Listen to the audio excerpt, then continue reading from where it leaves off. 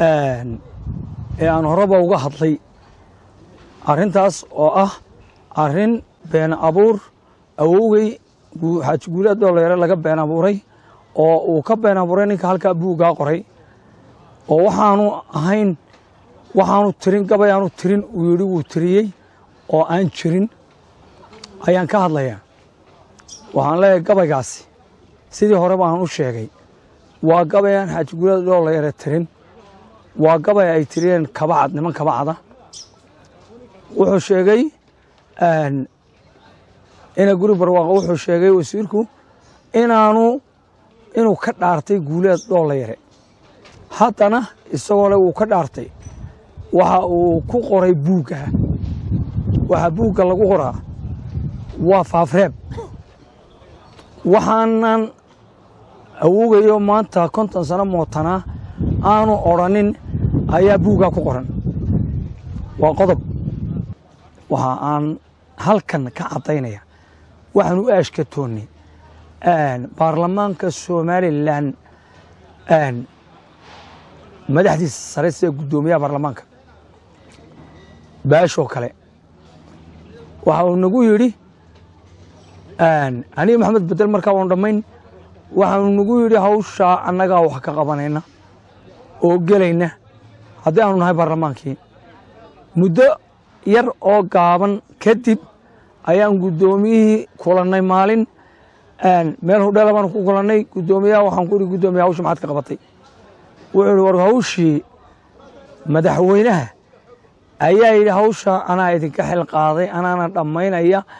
idinku iska daaya waan ku farxay markaas waxa yidhi madaxweynuhu kol hadduu yidhi anaa dhammaynaya maasha allah wuu dhammaynaya hawshaas way ka soo afkaysaa may dhammaan 3 bilood muddo baa ka dambeysay waxaanu ka sugaynaa madaxweynaha Jamhuuriyadda Somaliland hawsha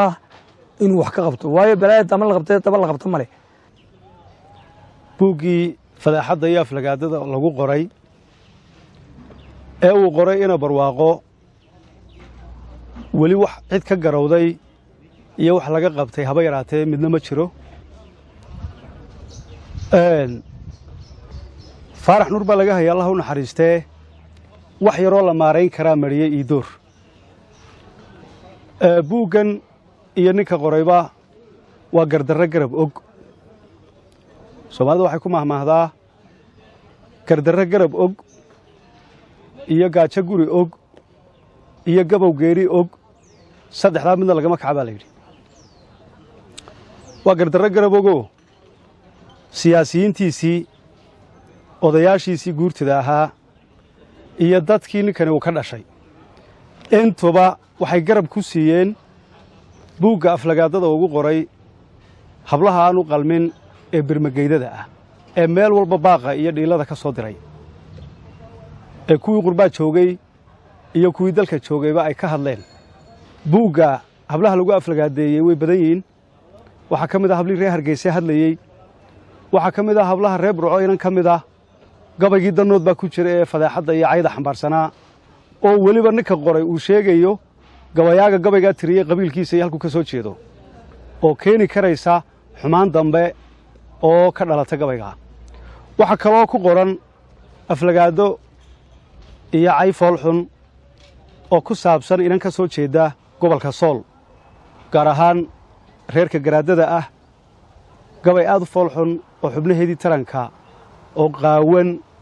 lagaga hadlayo waxa kaloo ku jira gabay kale oo ku saabsan inan ka soo jeeda magaalada Garowe inantaasoo ka dhalatay qoyskii boqortooyada oo iyadana gabaygaasi uu si foolxun u sifaynayo xubnaheeda taranka runtii guud ahaan ma aha gabayada buugga ku qoran kuwa la akhriyi karo waa kuwa afkayga aan kala xishoonayo waa kuwa aan ciidaba akhriyi karin hataa ninka buugga qoray ina barwaaqo ayaan akhriyi karin madaxweynuhuna dadka isaga dhex u ahaa cod baa lagu soo doortay dalka iyo dadka iyo diinta ayuu u dhaartay inuu cadaalad sameeyo